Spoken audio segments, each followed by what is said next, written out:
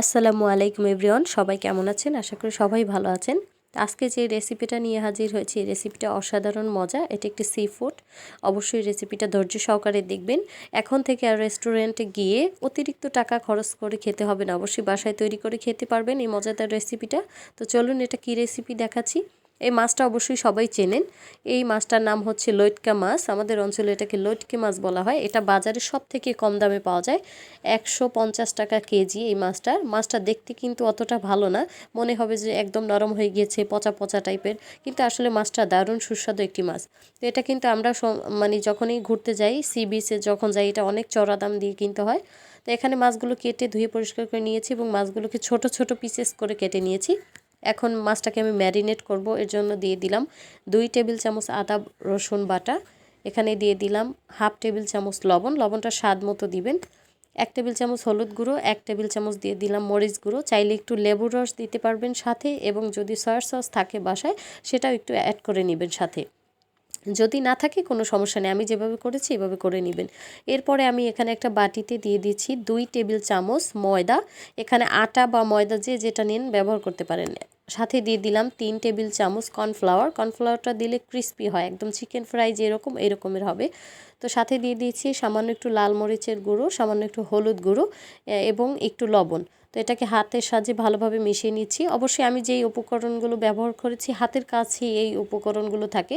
তো আপনারা অবশ্যই এই মাছটাকে আমি যেভাবে করেছি এই প্রসেসে করে অবশ্যই চেষ্টা করবেন বাচ্চাদের সামনে অথবা বড়দের সামনে অথবা গেস্ট আসলে তাদের সামনে সার্ভ করবেন বিকেলের নাস্তায়।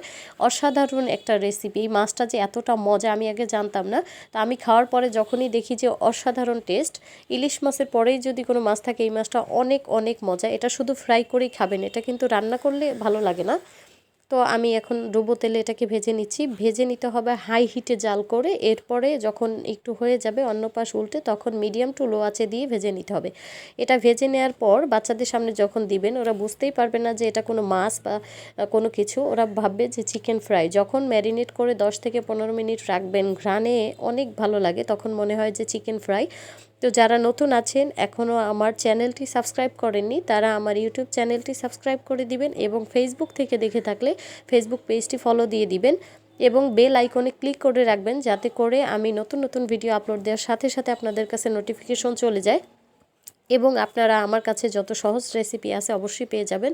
তো দেখুন কালারটা কিন্তু দারুণ আসছে, মনে হচ্ছে চিকেন ফ্রাই। এটা অসাধারণ টেস্ট, যারা খাবে না তারা মিস করবে। অবশ্যই আপনারা বাসায় ট্রাই করবেন এই মাছটা দিয়ে খেতে।